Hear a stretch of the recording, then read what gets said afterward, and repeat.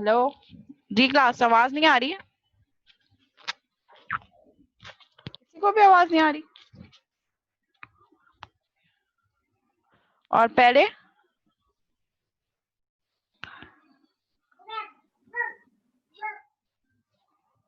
Start से आ रही है, जब से ये मीटिंग स्टार्ट हुई है?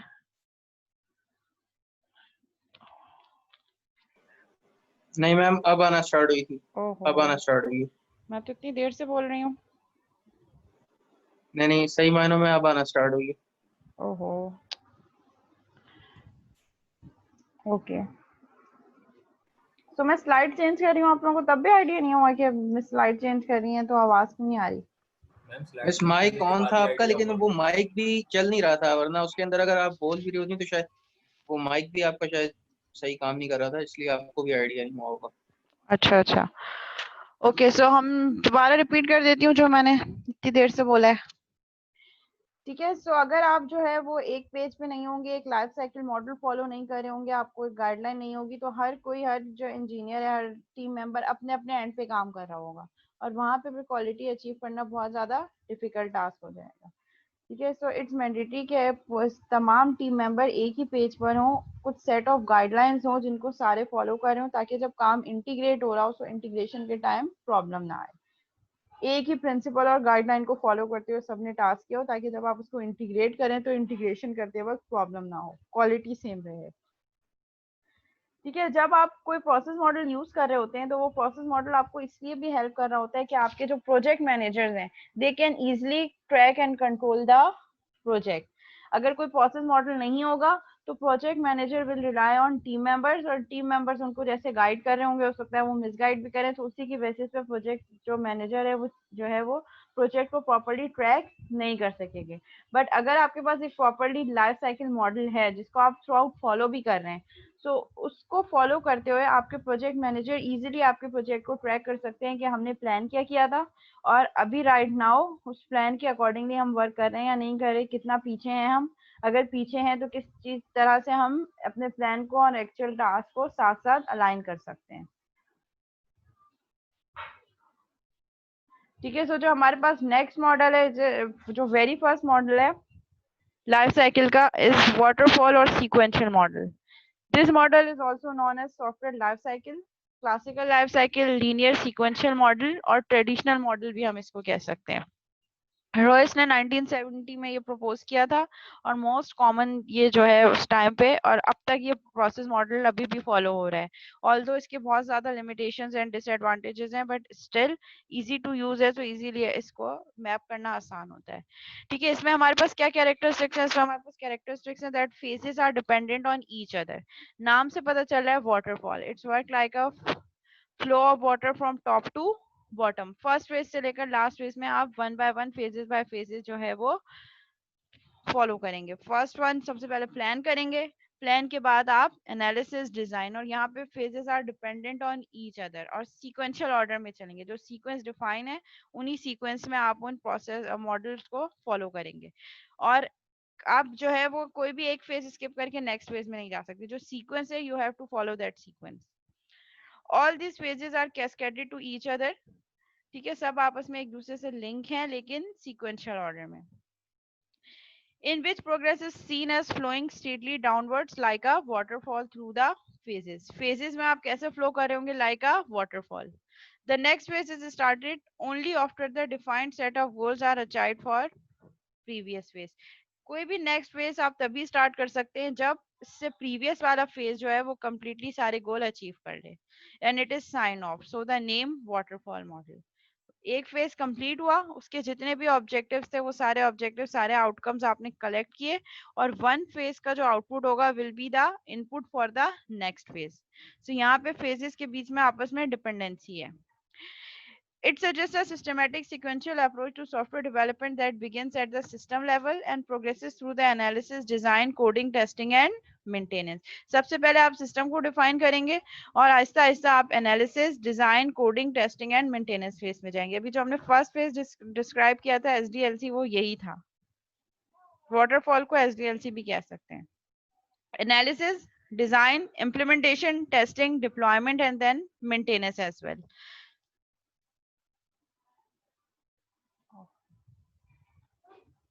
हो सकता है क्लास कुछ टाइम के लिए मीटिंग में कुछ प्रॉब्लम आई क्योंकि मेरी लाइट चली गई है। मीनवाइल जब तक मैं जनरेटर ऑन होता है जब तक शायद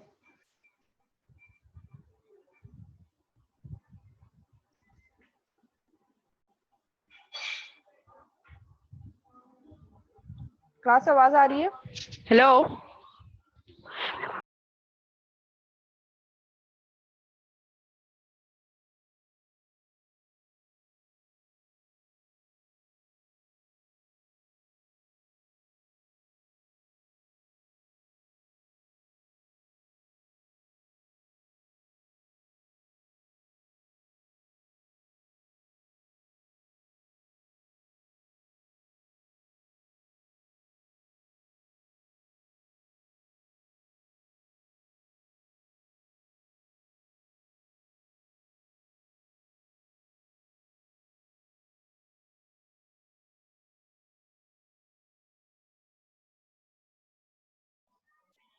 जी क्लास वॉइस आ रही है?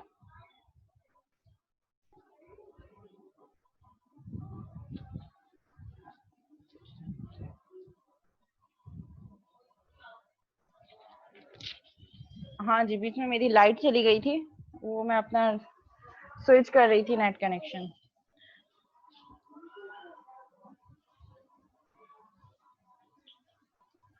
ओके जी, कंटिन्यू करते हैं वहीं से। So we have some phases of waterfall model. First one is analysis, design. इससे पहले हमारे पास प्लानिंग फेज भी होती है, planning, analysis,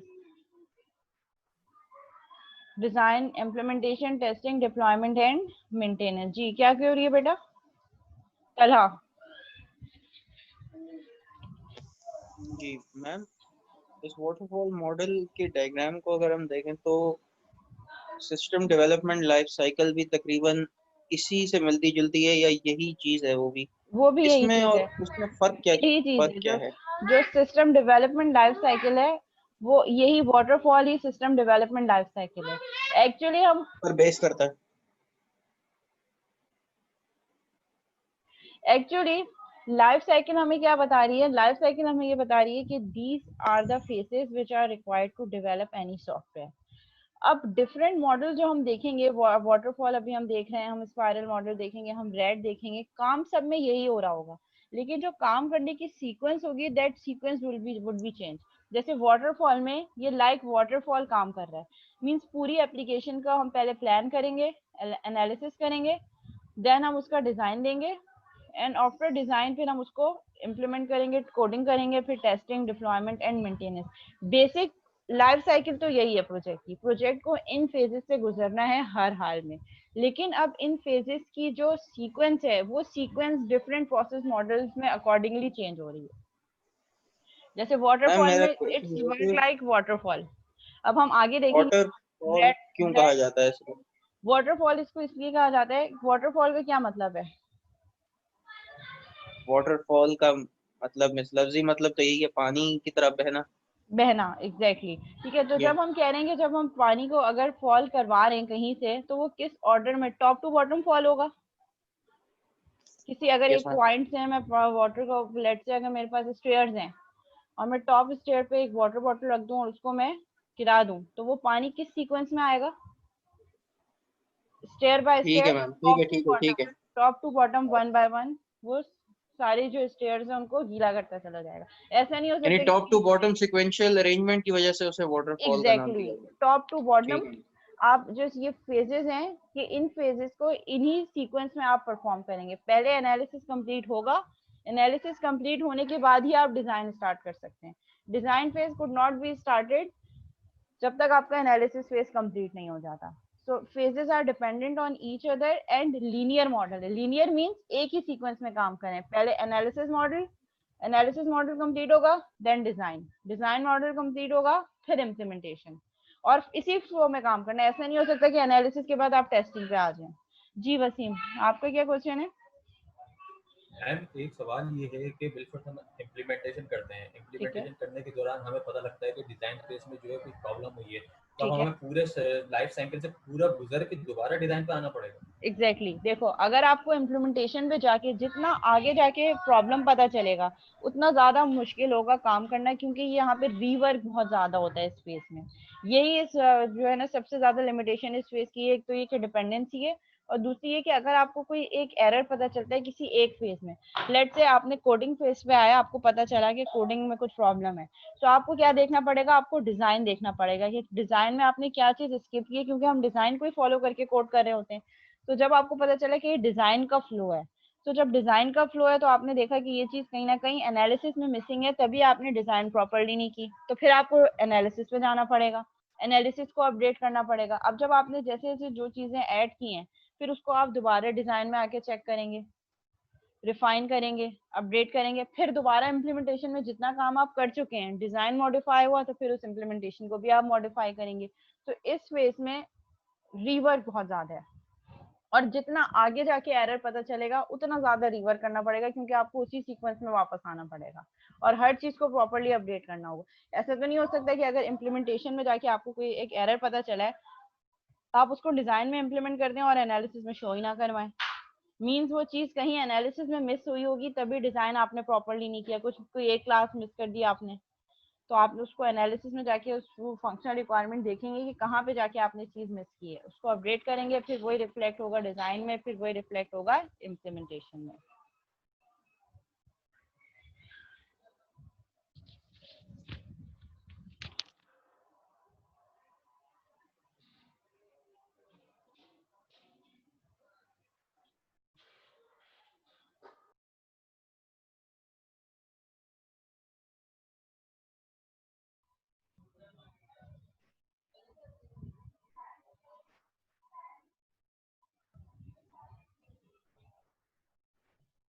okay, waterfall model application.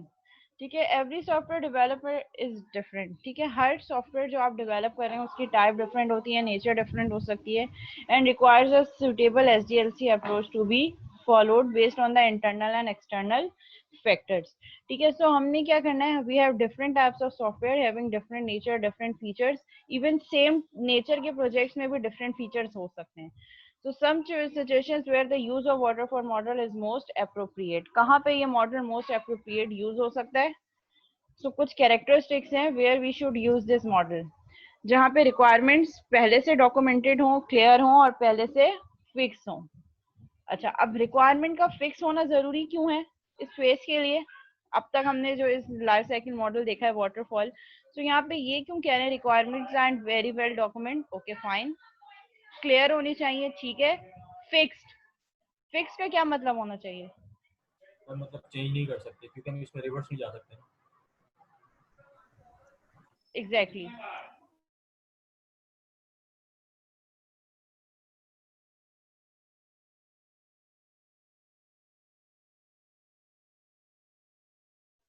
ठीक है, सो हमारे पास रिक्वायरमेंट अगर फिक्स नहीं होंगी,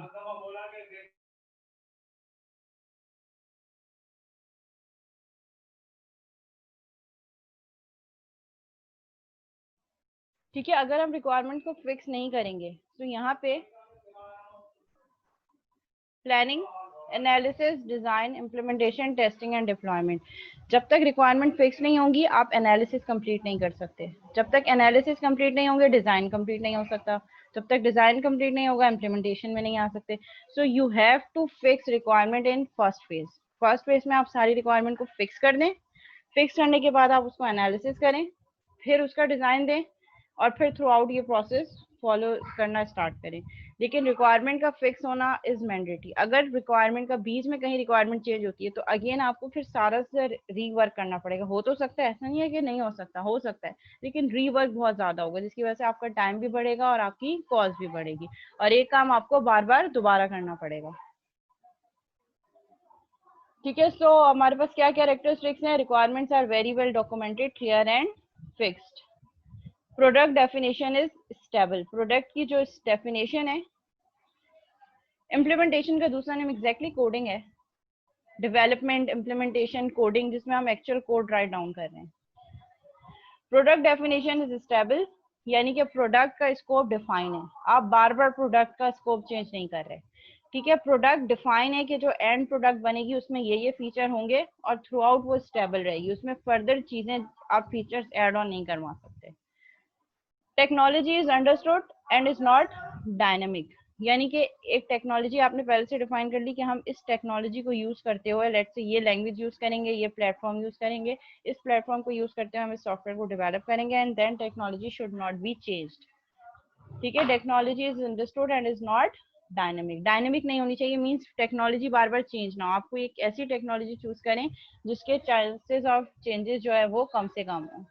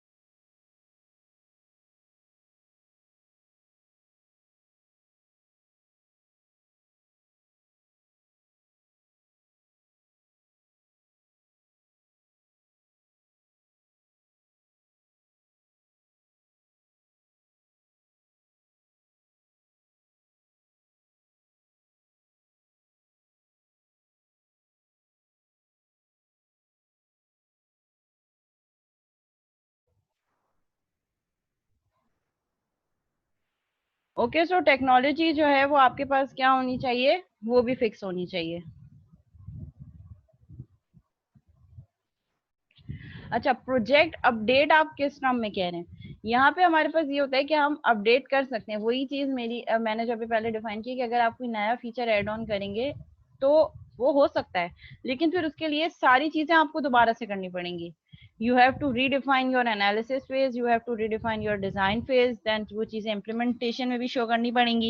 इसलिए ये है कि आप एट अ टाइम कस्टमर से जितनी रिक्वायरमेंट फर्स्ट फेज पे लेना चाहें आप ले सकते हैं। So these all are the requirements of the waterfall process model, कि आप सारी की सारी रिक्वायरमेंट कस्टमर से स्टार्ट में ले लें, which is actually not possible. ऐसा नहीं हो सकता कि कस्टमर एक हफ्ते में या एक ही टाइम पे सारी रिक्वायरमेंट्स एक्सप्लिसिटली बता दे। तो तभी इस जो मॉडल की बहुत ज्यादा लिमिटेशन थी जिसकी वजह से फिर और मॉडल जो है वो इंट्रोड्यूस हुए। सो कुछ लिमिटेशन है इस मॉडल की, और इसीलिए ये कि शॉर्ट प्रोजेक्ट होना चाहिए। शॉर्ट प्रोजेक्ट होगा तो उसके चेंजेस के चांसेस कम से कम होंगे। जितना ज्यादा बड़ा प्रोजेक्ट होगा ज्यादा फीचर्स होंगे, chances of error, chances of changes ज्यादा से ज्यादा होंगे। तो एक हमारे पास कैरेक्टरिस्टिक्स ये भी है कि द प्रोजेक्ट इज शॉर्ट, छोटा प्रोजेक्ट हो, लिमिटेड फीचर्स हो, और वो लिमिटेड फीचर्स की फंक्शनैलिटी को आप एक टाइम पे फिक्स कर दें so that you can start development using waterfall model. There are no ambiguous requirements, ambiguous requirements नहीं होनी चाहिए। Each and everything should be clear so that आप उसी की बेसिस पे एनालिसिस करेंगे, डिजाइन करेंगे। तो किसी भी चीज को लेकर कोई वेग इन्फॉर्मेशन नहीं होनी चाहिए। ये नहीं होना चाहिए कि ये चीज तो हम आगे कस्टमर से जाके कम्युनिकेट करके फाइनल कर लेंगे। Each and everything should be defined clearly and properly, कुछ एम्बिगियस और वेग रिक्वायरमेंट नहीं होनी चाहिए। And we should have ample resources, suitable resources होनी चाहिए हमारे पास जो एक्सपर्टीज रिक्वायर्ड है उस प्रोजेक्ट को डेवलप करने के लिए, वो रिसोर्सेज हमारे पास होनी चाहिए। और जो टेक्नोलॉजी आपने चूज की है उस टेक्नोलॉजी पे जो आपकी जो रिसोर्सेज है उनको एक्सपर्टीज होनी चाहिए। And the project should be short. So these are the characteristics. अगर ये सारी कैरेक्टरिस्टिक्स फॉलो हो रहे हैं so you can use waterfall model. Otherwise अगर प्रोजेक्ट लॉन्ग है तो लॉन्ग प्रोजेक्ट के लिए आप waterfall model is not suitable, क्योंकि जब प्रोजेक्ट लार्ज होगा तो उसमें चांसेस ऑफ एरर ज्यादा होंगे। एम्बिगियस मतलब नॉट क्लियर, वेग, कंसिस्टेंट नहीं है, पता ही नहीं है कि क्या करना है। ठीक है ये चीज करनी है लेकिन क्लियर मीनिंग्स नहीं है, means you are not 100% sure कि ये चीज ऐसे होगी या कैसे करना है। अनसर्टेनिटी भी हम कह सकते हैं, एग्जैक्टली जो क्लियर ना हो, अनक्लियर। एम्बिगियस का मीनिंग है unclear, not clear. So these are the characteristics of waterfall process model. Disadvantages आपके क्या है? अगर हम डिसएडवांटेजेस देखें तो बहुत सारे डिसएडवांटेजेस हैं, हम इस डायग्राम को देख के ही बता सकते हैं। एक तो rework in case of changes, अगर कोई चेंजेस आप डालना चाहें तो रीवर्क बहुत ज्यादा होगा। फेजेस की आपस में डिपेंडेंसी, ठीक है, फेज आपस में एक दूसरे का वेट कर रहे होंगे। हम डिजाइन स्टार्ट नहीं कर सकते जब तक एनालिसिस कंप्लीट नहीं हो सकता। लेट्स से बिजनेस एनालिस्ट 3 दिन या 4 दिन की छुट्टी पे चला गया, अब सब वेट कर रहे हैं, कुछ और काम हो नहीं सकता, ठीक है। और जो आपके डिफरेंट रोल्स हैं वो वेटिंग स्टेट पर हैं। योर टेस्टर जो है वो वेटिंग स्टेट पर है, जब तक इम्प्लीमेंटेशन नहीं हो सकती वो टेस्ट नहीं कर सकते। जो प्रोग्रामर्स हैं they are waiting for design, जो डिजाइनर हैं they are waiting for analysis, ठीक है। रीवर्क बहुत ज्यादा है, बीच में कोई फेज में एरर हो गया तो आप स्किप नहीं कर सकते कोई फेज। एक फेज डिपेंडेंट है दूसरे फेज के आउटकम पर, जो कि इनपुट होगा इस फेज का। जैसे डिजाइन फेज जब तक स्टार्ट नहीं हो सकता जब तक एनालिसिस फेज कंप्लीट नहीं हो जाता।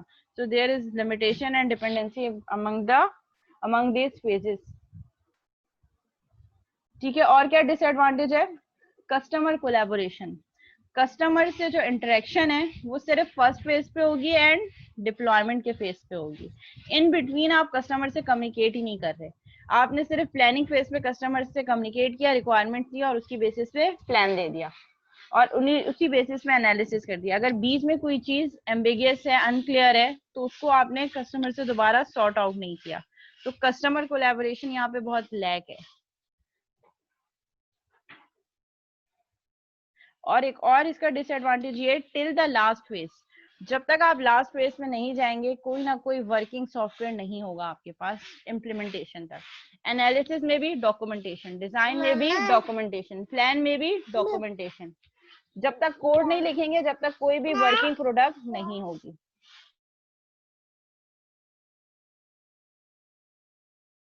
और इस फेज में जो है वो डॉक्यूमेंटेशन बहुत रिगोरियस होती है, मतलब बहुत ज्यादा फोकस जो है वो आपके पास डॉक्यूमेंटेशन पे होता है और इम्प्लीमेंटेशन उस डॉक्यूमेंटेशन के बेस पे यहाँ स्टार्ट होती है। So these are some limitations. इसको हम यहाँ स्लाइड पे भी जाके देख लेते हैं। It suffers from the fact that the client feedback is received when the product is finally delivered। यानी कि क्लाइंट आपको फीडबैक कब दे रहा है? जब आपके पास लास्ट फेज, लास्ट प्रोसेस आप जो है वो फॉलो करेंगे। इन बिटवीन क्लाइंट को कुछ दिखा ही नहीं सकते ना आप। अगर नॉन टेक्निकल यूजर है तो उसकी बेसिस पे आप उसको ये तो नहीं बता सकते कि एनालिसिस ये हमने किया, डिजाइन ये किया, वो कैसे करेगा? ठीक है। सो जो कस्टमर से कम्युनिकेशन है वो फर्स्ट फेज और लास्ट फेज में होगी, और फिर उसी लास्ट फेज को देखने के बाद ही वो अपना फीडबैक दे सकते हैं। अब लेट से आपने उसको डिप्लॉय किया, वो कह रहे नहीं ये चीज, ये फीचर मुझे ऐसे नहीं, ये तो ऐसे चाहिए था, फिर दोबारा से स्टार्ट से स्क्रैच से reverse. Hence, any errors in the requirement specification are not discovered until the product is sent to the client after completion। अगर कोई एक requirement specification में कोई एक error रह गया जो आपने उस टाइम पे discover नहीं किया था, वो till the last phase project में रहेगा। और जैसे जैसे आप आगे proceed करते चले जाएंगे ripple effect apply होता रहेगा। मीन्स वो एक error बढ़ते बढ़ते बढ़ते बहुत ज्यादा errors के लिए root cause create करेगा। This therefore has major time and cost related consequences। तो इस प्रोसेस मॉडल में हमारे पास टाइम और कॉस्ट से रिलेटेड बहुत ज्यादा इश्यूज जनरेट हो रहे होते हैं।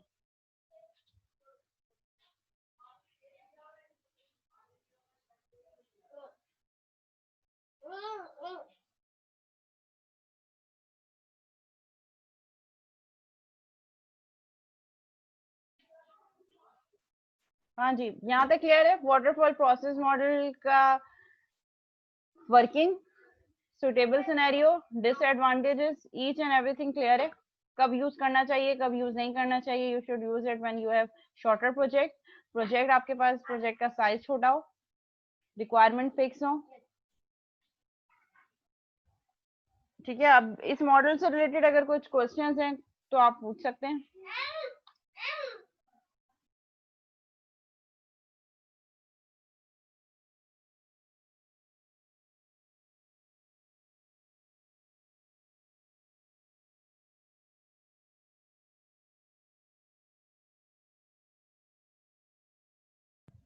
जी क्लास, कोई क्यूरी है, कोई सवाल? नहीं तो फिर हम नेक्स्ट प्रोसेस मॉडल स्टार्ट करें।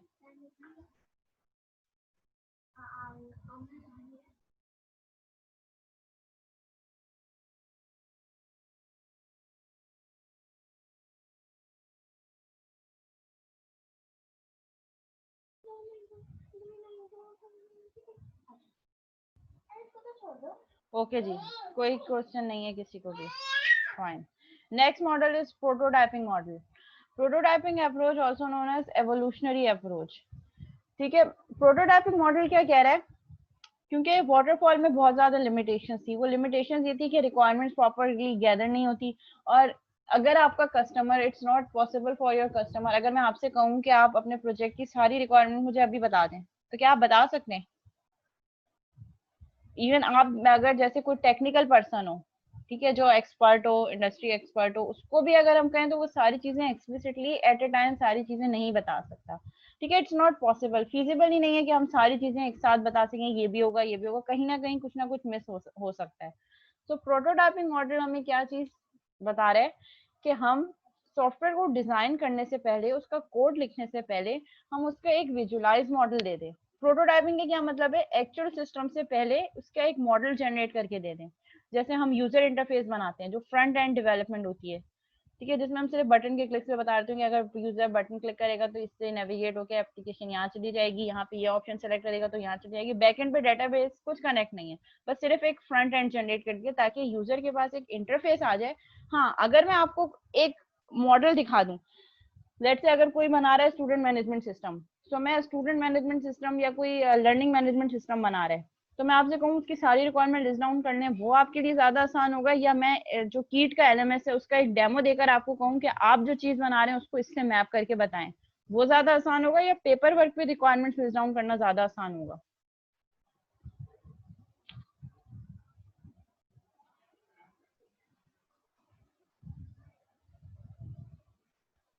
ठीक है, वहां से आपको बहुत सारी और चीजें क्लिक करी होंगी जो आपके माइंड में नहीं होंगी, आप कहेंगे हाँ ये चीज ऐसे भी होनी चाहिए, ये चीज इससे ज्यादा बेटर होनी चाहिए, इसमें ये चीज ऐसे कनेक्ट हो सकती है।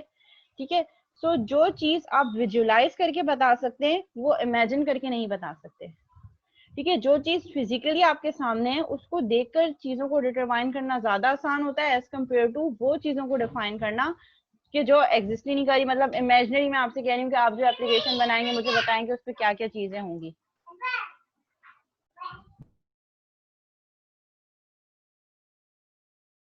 ये मीटिंग एंड होने वाली है, काइंडली अपनी अटेंडेंस जो है वो मुझे सेंड करते हैं यहाँ चैट पे।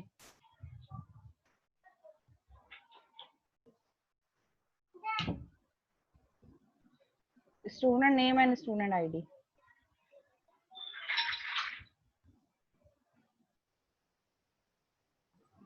मैम ये ब्रेक है? अटेंडेंस सेंड करने तो हमारे पास सेशन हो जाएंगे, उसके बाद फिर हम ब्रेक पे जाएंगे। ये मीटिंग आईडी है, जो करंट मीटिंग है, ये एंड हो जाए उसके बाद हम ब्रेक पे जाएंगे, और फिर ब्रेक के बाद फिर हम दोबारा कंटिन्यू करेंगे। मैम कितने देर का है ब्रेक? 20 मिनट्स का।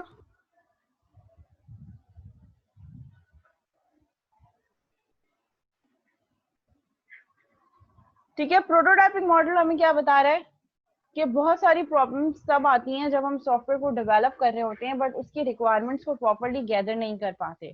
तो in order to proper requirements properly we should use a model जो हमें रिक्वायरमेंट्स को easier वे में हम डिस्क्राइब कर सकें। So a prototype is the simple implementation of the system that shows limited and main functional capabilities of the proposed system। ठीक है, आपने एक सैंपल इम्प्लीमेंटेशन बना ली कि हम जो चीज बनाने जा रहे हैं वो इस तरीके, उसका एक इंटरफेस बना दिया जो लिमिटेड फंक्शनैलिटी आपको बता रहा हो, बट जो मेन फंक्शन कैपेबिलिटीज हो वो बता रहा हो कि ये these are the main function which we have which are required to provide in the propose system. जो हम सिस्टम बनाने जा रहे हैं उसमें ये काम हम ऐसे ऐसे करेंगे, और ये चीज आप कस्टमर को दिखाएंगे, और फिर वहां से कस्टमर से आप रिक्वायरमेंट्स लेंगे। फिर वहां पे आपको कस्टमर बता रहा होगा ठीक है एक फीचर यहाँ और होना चाहिए, यहाँ पे क्लिक होने पर यहाँ पे शो होना चाहिए, यहाँ पे एक डिव होनी चाहिए, यहाँ पे एक पैनल होना चाहिए, इमेज यहाँ आना चाहिए। तो वो अपनी रिक्वायरमेंट्स को और प्रॉपर्ली बता सकता है। After a prototype is built, it is delivered to the user for the evaluation। आपने प्रोटोटाइप बना ली, मतलब वो बैकएंड पे काम नहीं होगा, सिर्फ ड्रैग एंड ड्रॉप कंट्रोल्स बना लिए, और फिर उसके बाद आपने वो जो प्रोटोटाइप है वो कस्टमर को दिखाई। अब कस्टमर उसको इवेलुएट कर रहा है, और फिर वो अपनी रिक्वायरमेंट्स को आपकी प्रोवाइडेड प्रोटोटाइप से जो है वो क्या कर रहा है, इनलाइन करने की कोशिश कर रहा है। The prototype helps the user determine how the feature will function in the final software. वो आपके एप्लीकेशन को ये बता रही होगी फाइनल, बेसिकली एक डेमो टाइप एप्लीकेशन आपने बना दी जो बता रही होगी कि जो आप फाइनल सिस्टम बनाएंगे उसमें क्या काम कैसे हो रहा होगा. The customer provides suggestions and improvements on the prototype. और वहाँ पे कस्टमर आपको और ज्यादा सजेशंस और अपनी रिकमेंडेशंस दे रहा होगा जिसकी बेसिस पे आप उसको प्रॉपर्ली लिस्ट डाउन करेंगे जहाँ से आपकी रिक्वायरमेंट्स और ज्यादा प्रॉपर्ली गैदर हो रही होंगी.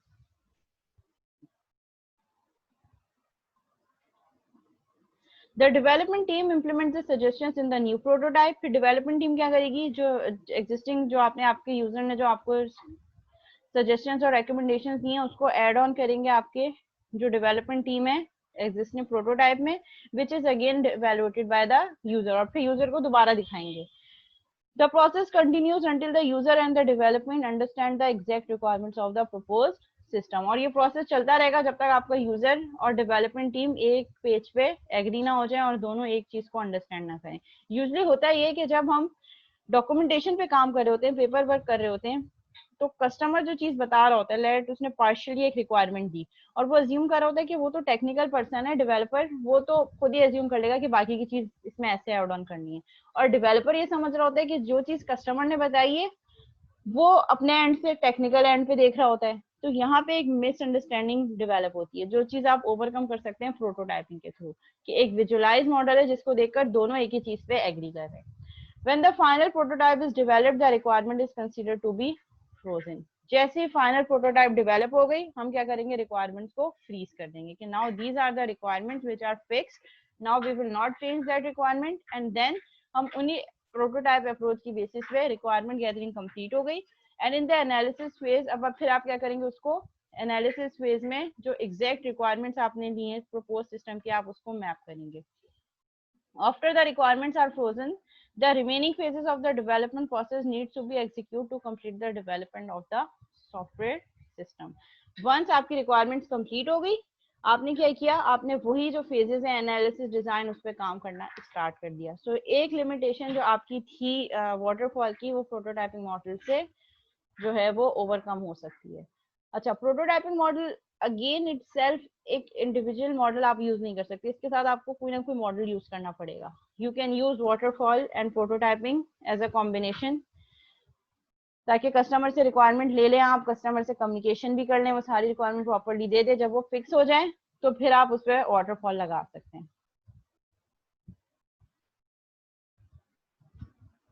ठीक है, प्रोटोटाइपिंग मॉडल में क्या होगा, इनिशियल रिक्वायरमेंट्स आई जो आपके यूजर ने रिक्वायरमेंट दी, उन रिक्वायरमेंट की बेसिस पे आपने प्रोटोटाइपिंग डिजाइन की, डिजाइन की बेसिस पे प्रोटोटाइपिंग यूजर इंटरफेस बनाया, कस्टमर से इवेलुएट करवाया, review and updation through out ये चीज चलती रही जब तक आपका कस्टमर सेटिस्फाई नहीं हुआ. वंस कस्टमर सेटिस्फाई, अब आपने डेवलपमेंट स्टार्ट कर दी, टेस्टिंग कर दिया एंड उसको मेंटेन कर दिया. सो आप कह सकते हैं कि you can use prototyping model with waterfall model as well. ये वाला प्रोसेस कस्टमर से कम्युनिकेशन और रिक्वायरमेंट गैदरिंग के लिए.